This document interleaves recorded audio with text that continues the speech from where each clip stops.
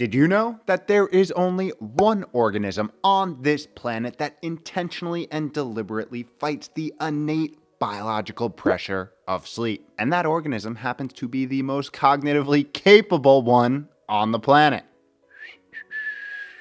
Yeah, real brainiacs, right? What could go wrong? Yo, what is up? Welcome back to another week of How to Health. My name is Kevin. I run liftandbalance.com, where we take aim at all things health and longevity and do it in an odd, weird, interesting, and highly sarcastic manner. Today, we are talking about yet another reason why depriving yourself of good, high-quality Z's ain't cool for biological school. That is correct. This time as it pertains to our pathogen-fighting army within the immune system, and how deprived sleep can cause a confusion that sets off a flurry of downstream reactions that ultimately accelerate the aging process and modern-day disease. Yeah, it's gonna be a hard pass for me, and hopefully you too. Good news is, you have the power to mitigate your risk. We're going to talk about how. But first, we'll start with what we know currently happens when our internal warriors are sleep deprived, then venture into some hot off the press data displaying new reasons why you should start taking your sleep seriously. And finally, as always, we will finish up with some strategic ways on how you can start doing just that. Because you're not you when you're sleep deprived. You're a cranky, cognitively impaired, libido lost, physically exhausted, always sick, achy, less happy version. All because you were tick-tocking in bed for an hour and a half when you could have been embarking on a mythical dream journey. By the way, remember that hour and a half number. We'll be coming back to it in just a little bit. First, sleep and the immune system. Here's an interesting coincidence. It's been clearly displayed that immune system function decreases as we age. It's also been shown that sleep duration and quality tend to do the same, making me hypothesize it was the immune system in the middle of the night via inflammation-induced cardiac failure. Huh? Wrong game? Oh, I thought we were... Okay, moving on. It's actually hypothesized that this immune dysfunction is one of the reasons cancer and other diseases become so prevalent in the older populations. So let's take a little journey into what we know about these two mandatory for biological business aspects of our existence and see what connections we can call out. When we are sick, fighting a bug or pathogen, there's typically a common theme. We tend to get tired, begin to run a temperature, and in many cases feel like we've got hit with a literal truck. T's and P's for Regina George. It was a bus, but either way. This, my friends, is for a reason. It's a classic sign that the body is fighting, and that takes energy. So to rally these internal troops and focus resources on defending this biological siege, our body puts us into a biochemical and physiological state that fancies us staying in bed. However, this is obviously when we've already been compromised. And as we know from all the other powwows on this channel, the best offense is a good sleep fence. That is the saying, right? Let's double click why. The data to date suggests that sleep happens to have a pretty important role in day-to-day immune system function, being associated with reduced overall infection, improved infection and vaccination outcomes, the rebalancing of cellular inflammatory signaling via modulation of inflammatory mediators such as cytokines, and being the critical time where our adaptive immune system, or the immune system that remembers specific pathogens, strengthens its memory. Now, all this assumes that we're getting adequate sleep. Insert crowd laughing music here. Wasn't supposed to read that. Play it. Yeah. Which is just not the case in modern day society. In fact, it seems to be just the opposite, with the majority of the population walking around chronically sleep deprived. So hypothetically, if, you were one of these people, what has that been associated with? Well, as it pertains to the immune system, a single night of poor sleep has been shown to impair natural killer cell activity by up to 70%. And these are the innate immune system's first line of defense against things like cancer cells, pathogens, and other potential threats. Okay, all right, bad start. What else we got? Additional research has shown that sleep is critical for the effectiveness of immune system T cells, which are part of the adaptive immune system and recognize specific threats attaching to them and killing them. I mean, these are two parts of the immune system you really kind of want working properly, as their impairment in the short term can put us at an increased risk of developing acute illnesses such as a cold and the flu, but in the long term, its impairment increases the risk of much more serious threats, such as cancer. And it can lead to longevity liability numero uno, which we talk about so much here: low dose chronic inflammation. And guess what? Almost every single modern disease has an inflammatory component to it, a component which tends to accelerate its proliferation. We're talking a lot of the usual suspects, like diabetes, arthritis, atherosclerosis, cancer, and neurodegeneration. Whoa, I mean, geez. I mean, you could have just lied, wrote something else in the script. Longevity buzzkill.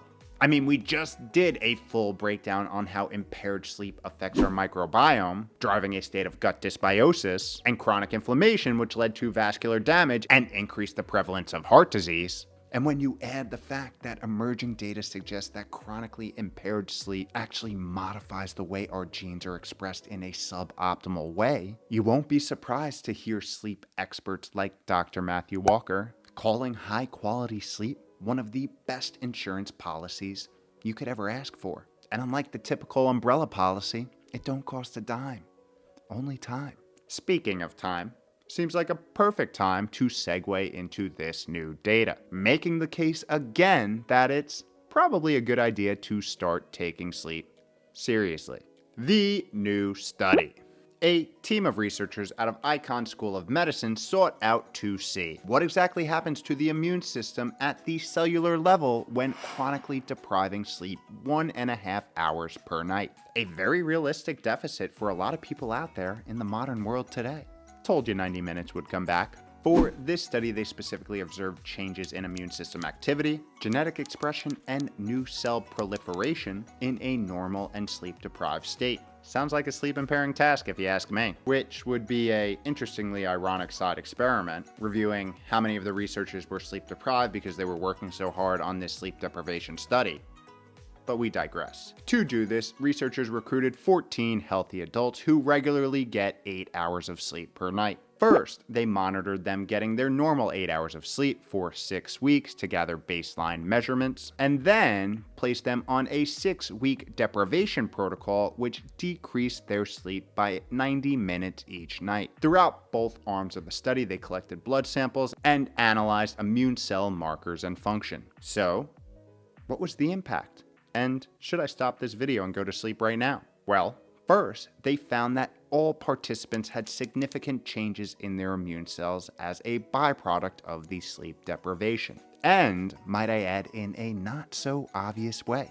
They observed that there were actually more immune cells, specifically T cells, and that their DNA structure had been altered. So, to try and tease out mechanism, they ran a similar study in mice. Here, they split mice into 2 groups that were either allowed to sleep undisturbed or were awakened throughout the night for a period of 16 weeks. And at the end of the 16 weeks, they took these sleep-fragmented mice and gave them 10 weeks of uninterrupted sleep recovery. During this time, researchers gathered immune stem cells and immune cells from all groups across all phases. Interestingly, they found that many changes were consistent with what was seen in humans, but they were able to get a little more granular, showing that all mice with fragmented sleep had significant changes in their hematopoietic stem cells, which caused an increased production of T cells with altered DNA structure, aka altered epigenetic expression.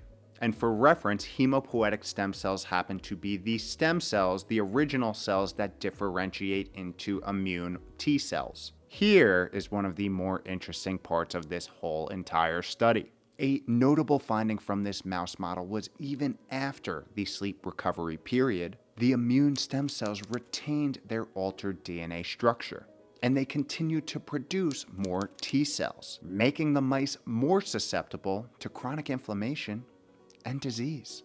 Oh, that ain't good. researchers concluded that chronic sleep disruption may alter the epigenome, or genetic expression of specific clusters of hematopoietic stem cells, aka the cells that differentiate into white blood cells, and can result in excess immune activity, decreased overall immune diversity, and an uptick in inflammation. Changes that sleep recovery or catching up on sleep do not immediately reverse. Okay, let me write this down on my handkerchief. Sleep equals good. Start taking seriously, sincerely, future me. With that, let's talk about ways and resources to help you start nodding off in the right direction again. Your bed. Fixing your sleep, improving your life. Here's the deal. This study was just another piece of the ever-growing sleep literature pie, which reinforces its criticality for both short-term health and long-term longevity. And although being small, a mix of human and animals, and really needing a larger scale to be conclusive, it does bring some interesting new points to bear. First, although impaired sleep has been shown to reduce certain aspects of immune system function, it also has the potential to make it overactive, at least in the short term, and in an obviously bad way, a way which reprograms the production of your internal troops to potentially cause sleep-induced harm in the form of chronic inflammation, short-term dysfunction, and long-term disease, essentially aging us faster. Not cool.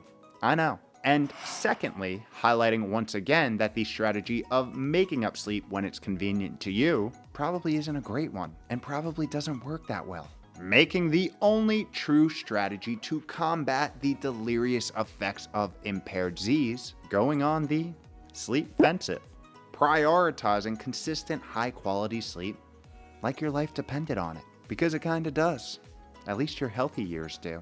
Now, I do have some good news. We have a fully loaded playlist comprised of nearly 30 videos on how to do just that, with this Fix Your Sleep video being the recommended place to start. Because the cold hard truth is, good sleep is hard. Unless you're one of those gifted people who pass out upon contact with any soft surface, good sleep doesn't just happen. It takes a good strategy, honing in on things like consistent sleep and wake time, overall circadian alignment, avoidance of artificial light, prescription pills, and alcohol, managing caffeine, being strategic with your meal timing, managing stress, and having a solid nightly wind-down period each and every night. All of these are critical for its optimization. The overarching term for all this is sleep hygiene, and it takes work. But this work has the power to accelerate all things good at the cellular level, leaving you waking up refreshed, restored, and rejuvenated on a consistent basis. Work well worth it,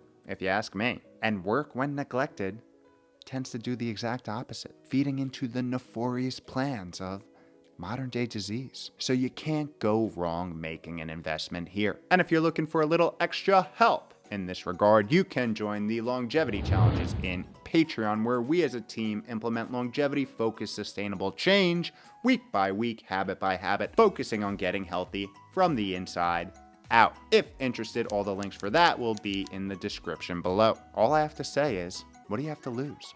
Give it a try. Convert that 60 to 90 minutes of pre-bed TikToking internet time into some rest and rejuvenation time, and watch what happens. Remember, you're not you when you're sleep deprived. Which begs the question, when was the last time you were you? Jeez, gonna have weird dreams tonight.